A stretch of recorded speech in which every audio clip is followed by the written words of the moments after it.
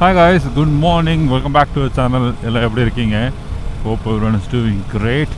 Thank you so much for your lovely support. Thank you so much for tuning back into the channel. Already thumbnail பார்த்திருப்பீங்க, உங்களுக்கு தெரிஞ்சிருக்கலாம். So let's get into the video. Yes, நம்ம last right பார்த்துருக்கலாம். அந்த video post பண்ணியிருப்போம். 10,000 kilometers நம்ம Himalayan 450ல நம்ம அக்ரிலிஸில் complete பண்ணியாச்சு.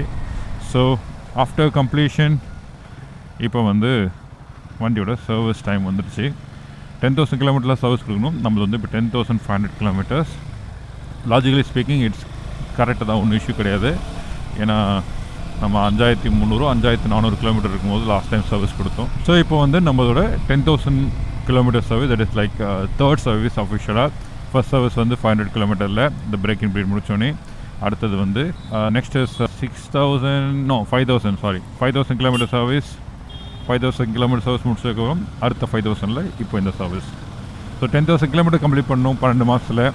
அப்படி இல்லைனா 12 மாதம் முதல்ல வந்துருச்சுன்னா அதுதான் priority. So which ever comes first. So 10,000 kilometre ஒரு 12 months is the criteria. So வண்டியில் இப்போ வந்து பார்த்தீங்கன்னா 10,000 கம்ப்ளீட் பண்ணதுக்கப்புறம் எதாவது கம்ப்ளைண்ட் இருக்கான்னு பார்த்தீங்கன்னா எனக்கு ஒன்றுமே இல்லை, எந்த விஷயமும் இல்லை. லைக் லைட்டாக வந்து வண்டி வந்து கொஞ்சம் அடைக்கிற மாதிரி இருக்குது. சம்டைம்ஸ் அப்படியே விட்டு இழுத்து போகிற மாதிரி இருக்குது. ஆப்வியஸ் ரீசன் வந்து மேபி ஃபியூல் டிஃப்ரெண்ட் இடத்துல போகிறனால அதில் தான் இருக்கலாம். அடுத்தது வந்து ஏர் ஃபில்டர், கண்டிப்பாக ஏர் ஃபில்டர் இருக்கும். மூணாவது I'm not so sure throttle body இருக்கலாம். பட் இந்த சர்வீஸில் வந்து பார்த்திங்கன்னா எல்லாமே இன்ஸ்பெக்ட் பண்ணுவாங்க. ஸோ அதனால் எதுவும் கவலைப்பட தேவையில்லை. அண்டு ரீப்ளேஸ் பண்ணுறதுலாம் வந்து பேசிக்காக engine oil filter, air filter வந்து செக் பண்ணுவாங்க. நல்லா தான் வச்சுருப்பாங்க, இல்லைனா கிளியர் பண்ணிடுவாங்க. எந்த ஏர் ஃபில்டர் க்ளீன் பண்ண சொல்லிடுவேன் நான். மற்றபடி எல்லாமே வால்ஸு, த்ராட்டல் பாடி செக் பண்ணுவாங்க. இதுதான் தான் வந்து அதில் அவங்க மேனுவலில் போட்டிருக்கு. So 10,000 kilometre service going to be kind of basic service மாதிரி தான். அடிஷ்னலாக வந்து இன்ஜின் ஆயில் மாற்றுவாங்க. ஏன்னா 5,000 கிலோமீட்டர் சர்வீஸில் இன்ஜின் ஆயில் மாற்றலை. ஏன்னா மாற்றுவாங்கன்னு நினச்சேன். கேட்டதுக்கு இல்லை, 10,000 கிலோமீட்டருக்கும் கம்பெனி கேரண்டி கொடுத்துருக்கு, அதனால் நீங்கள் மாற்றலன்னு சொன்னாங்க. ஸோ அதுதான். ஸோ இதுதான் நடக்க போகுது இந்த சர்வீஸில். நான் எப்படி சர்வீஸ் சென்டருக்குள்ளே வீடியோ எடுக்க முடியாது. ஏன்னா நம்ம போகிற சர்வீஸ் சென்டர் வந்து ஓஎம்ஆரில் இருக்க கம்பெனியோட டைரக்ட் ஓன்டு சர்வீஸ் சென்டர். எப்போவுமே அவங்க தான் சர்வீஸ் கொடுப்போம். ஏன்னா நம்ம வண்டியோட ஹிஸ்ட்ரி மொத்தம் எல்லாத்தையும் வந்து சர்வீஸ் பண்ணது எல்லாமே அவங்க தான். ஸோ ஆப்வியஸாக வீட்டிலேருந்து 8 கிலோமீட்டர் பரவாயில்ல, வீட்டுக்கு பக்கத்துலேயே 2 கிலோமீட்டர்லேயே ஒரு சர்வீஸ் சென்டர் இருந்தாலும் நான் இந்த வந்து சர்வீஸ் கொடுக்குறதுல ஓகே. காலைல ஆரம்பிக்கும் போது நல்லா இருந்தது. பட் ஆனால் வந்து மழை வெளுத்து வாங்கிடுச்சு. லாஸ்ட்டு வந்து வீட்டிலேருந்து கிளம்பி வெள்ளச்சேரி வரைக்கும், உங்களுக்கு கூட வீடியோ கூட வெள்ளச்சேரியில் தான் ஆரம்பிச்சிருப்பேன். ஆனால் பார்த்தீங்கன்னா ரெயின் லைனர்ஸில் தான் இருக்கேன் ஃபுல்லாகவே. சரி வாங்க போகலாம். இந்த சர்வீஸில் வந்து என்ன நடக்குதுன்றதை வந்து உங்களுக்கு சர்வீஸ் முடித்ததுக்கப்புறம் உங்களுக்கு வந்து கிளியராக அந்த பில்லை வந்து நம்ம எப்பயும் போல் நான் வந்து உங்களுக்கு போஸ்ட் பண்ணுறேன். ஏதாச்சும் ஏதோ உங்களுக்கு அப்டேட் தெரியணும் அப்படின்னாலும் போஸ்ட் பண்ணுறேன். அது மட்டும் இல்லாமல் முக்கியமாக வந்து நம்ம வண்டி லாஸ்ட் டைம் சர்வீஸ் பண்ணும்போது அவங்க சர்வீஸ் டியூ ரிமைண்டர் வந்து கிளியர் பண்ணல. இந்த தடவை என்ன பண்ண போகிறேன், அவங்க கோயிங் டு கிவ் செக் அப்படின்னு சொல்ல போகிறது கிடையாது. ஏன்னா வண்டி இன்ஜின் ஆன் பண்ண உடனே உங்களுக்கு வந்து சர்வீஸ் டியூ அப்படின்னு சொல்லி நம்மளுக்கு வந்து ஓவர் டியூன்னு காட்டும். ஏன்னா போன சர்வீஸ் முடித்தப்போ வந்து அவங்க கிளியர் பண்ணல. எனக்கு வந்து கரெக்டான மார்க் வரணும்னு சொல்லிட்டு நான் வந்து அந்த 5,000 மார்க்கில் தான் பண்ணணும் அப்படின்னு இருந்தேன். ஸோ இப்போ என்ன பண்ண போகிறேன், சர்வீஸ் கொடுக்க போகிறேன். சர்வீஸ் சென்டருக்கு கொடுத்துட்டு எடுக்கும் போது ஒழுங்காக சர்வீஸ் பண்ணியிருக்காங்களா, கரெக்டாக எல்லாம் செக் பண்ணியிருக்காங்கன்றது எனக்கு சர்வீஸ் டியூ பார்த்தா தெரிஞ்சிடும். ஏன்னா டிஸ்பிளே ஆன் பண்ண உடனே அதான் ஃபஸ்ட்டு வருது. ஸோ அதை கிளியர் பண்ணி கொடுக்குறாங்களா, அது சிம்பிள் தான். வண்டியை வந்து சென்டர் ஸ்டாண்டில் போட்டு 6th கியரில் போட்டு இன்ஜின் ஆன் பண்ணாமல் லைக் இக்னிஷன் மட்டும் கீயை மட்டும் போட்டுட்டு இந்த டாகல் பட்டனை லெஃப்ட் லாங் ப்ரெஸ் பண்ணிங்கன்னா உங்களுக்கு வந்து அந்த இது கிளியர் ஆகிரும். இது சிம்பிளான விஷயம் தான். அவங்க பண்ணணும், நாங்கள் பண்ணல லாஸ்ட் டைம். அதுக்கு மேலே டைமும் பண்ணல, நம்மளே தான் பண்ணோம். இந்த தடவை வந்து அப்படியே நான் விட போகிறேன். அவங்க என்ன பண்ணுறாங்க பார்த்துக்கலாம். வண்டியில் மற்றபடி எதாவது கம்ப்ளைண்ட் இருக்கான்னு கேட்டால் எதுவுமே இல்லை. லைக் ப்ரீவியஸ் டைம் நம்ம சர்வீஸ் வந்தப்போ அந்த பாட் ஹோல்ஸில் ஸ்பீட் பிரேக்கில் அடிக்கும் போது அந்த சவுண்ட் வர்றது, மற்றபடி பிரேக் பேட்ஸில் சவுண்ட் வர்றது, பட்டன் சுவிட்ச் வந்து சுவிட்சும் வந்து ஸ்டக் ஆகுது, இது மாதிரி எந்த கம்ப்ளைண்ட்டுமே இல்லை இந்த தடவை. அண்ட் இன்ஜின்லேயும் சவுண்ட் எதுவும் வரல, அதாவது அப்நார்மல் சவுண்ட் எதுவும் வரல. ஸோ அதனால் நம்மளுக்கு எந்த இஷ்யூவும் கிடையாது. டைம் வந்து 7:40, ஒரு 7:15 இருக்கணும்னு பார்த்தேன். ஏன்னா 7 மணிக்கு ஓப்பன் பண்ணிடுவாங்க சர்வீஸ் எடுக்க அப்படின்னு சொல்லி ரிமைண்டரில் போட்டுருந்து.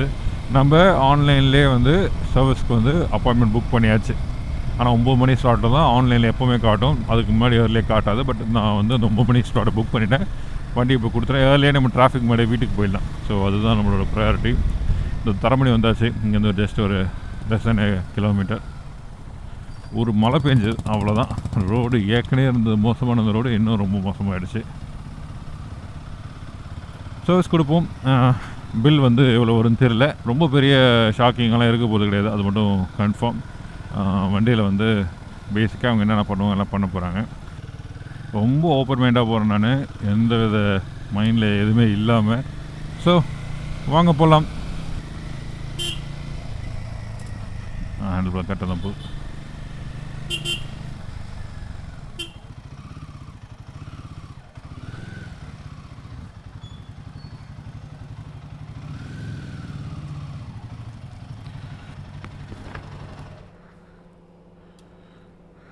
இங்கே பாருங்க, ஆன் பண்ணால்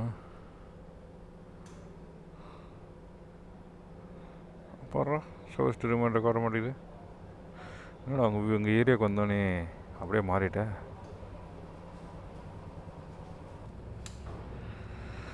ஹிமாலயன் வருதுங்களா?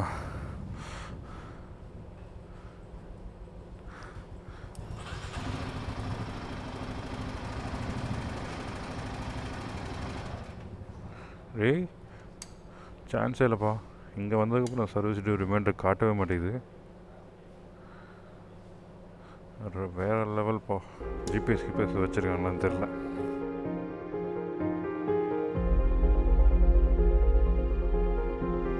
ஓகே கைஸ், சர்வீஸ் முடிஞ்சிருச்சு. டைம் வந்து 5 மணி ஆகுது. காலைல நம்ம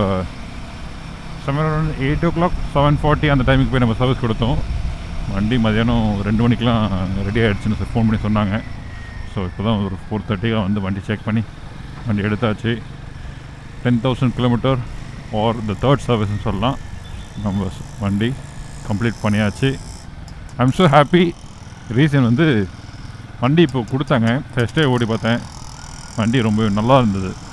நான் இது வரைக்கும் வண்டி எடுத்து வண்டி சர்வீஸ் சென்டர் விட்டு பல சர்வீஸ் பண்ணதுக்கப்புறம் கூட, ப்ளஸ் வந்து புதுசாக வண்டி எடுத்தப்போ கூட வந்து நான் ஒரு வண்டி வந்து ஒரு மாதிரி செட் ஆச்சு அப்படின்னு நான் ஃபீல் பண்ணல.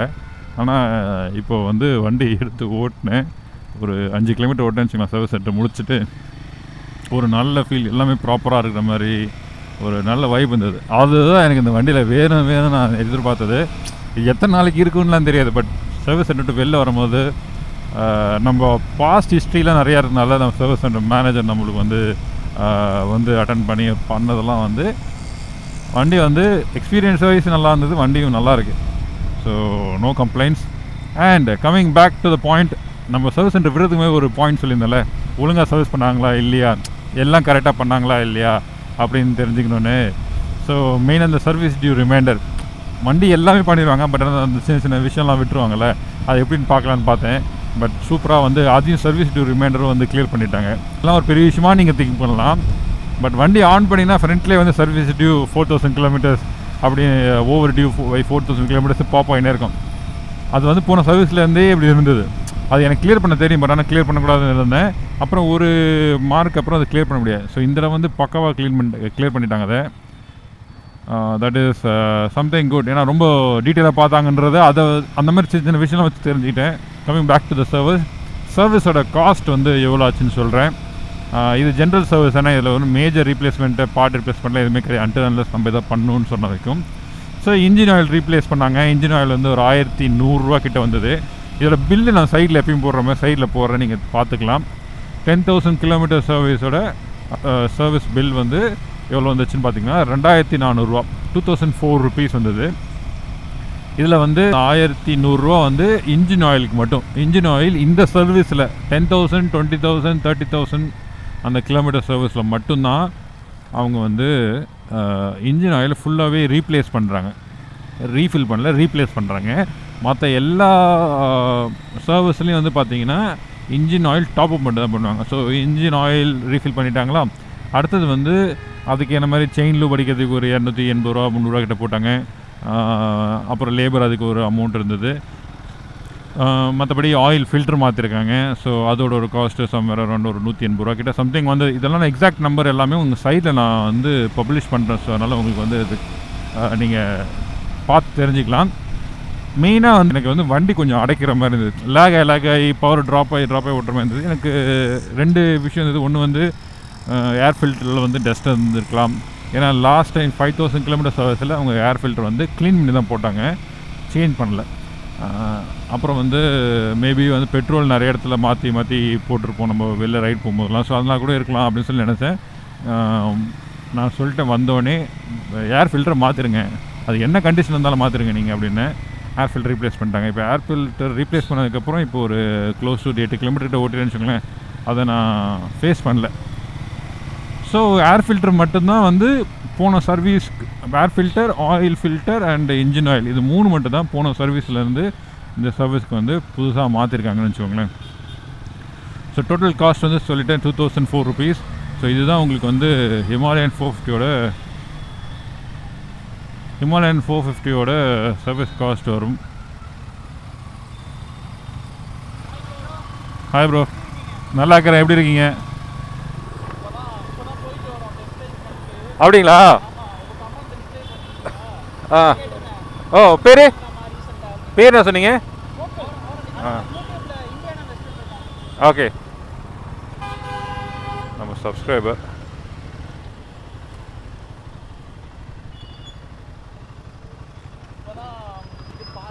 ஓகே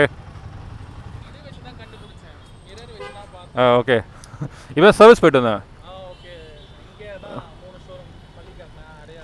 ஆமாம், நீங்கள் எங்கே டெஸ்ட் ட்ரைவ் பண்ணீங்க? அடையார்லையா?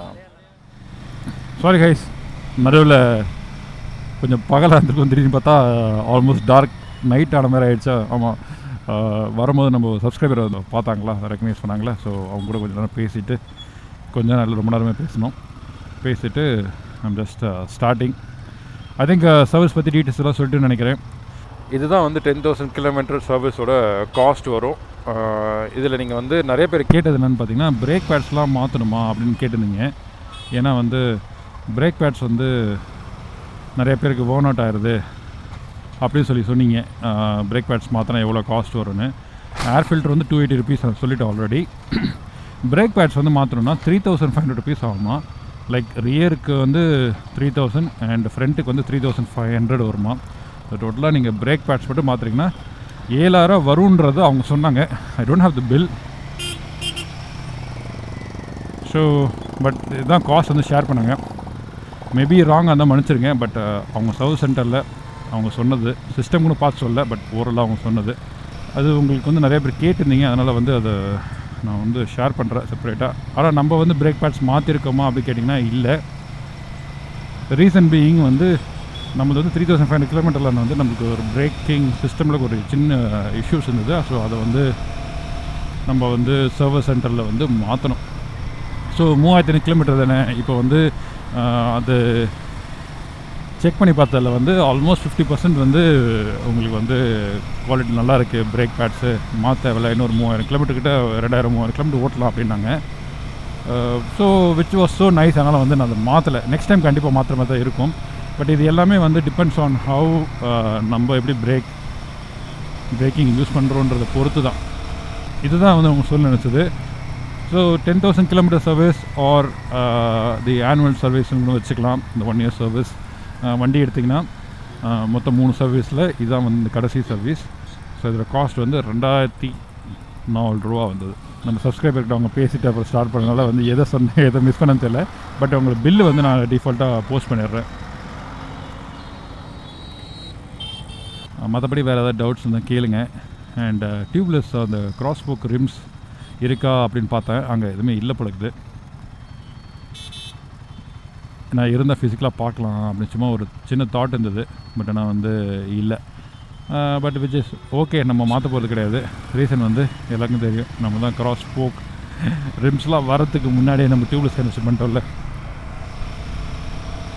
அண்ட் வண்டி வந்து நல்லாயிருக்கு ஓட்டுறதுக்கு. So the overall service experience was really good. Chennai OMR Service Center, the company owned store. Vandi வந்து it feels really good. I'm so happy. அதில் வந்து சொல்லி ஆகணும். அண்ட் அடுத்த ஃபியூ டேஸ் இந்த வண்டி வந்து கொஞ்சம் சில பல ஒர்க்குக்கு போகுது. நாட் இன்டு மாடிஃபிகேஷன் என்றால் இது வந்து சம் மைண்ட் செட் கேம்ஸ் கொஞ்சம் அதெல்லாம் கொஞ்சம் பார்ப்போம்.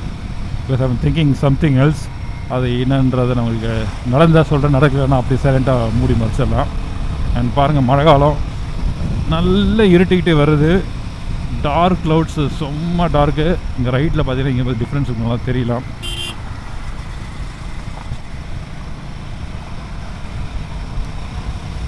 அண்ட் இந்த vlog இதோட முடிச்சுக்கிறேன் guys. Thank you so much for your support.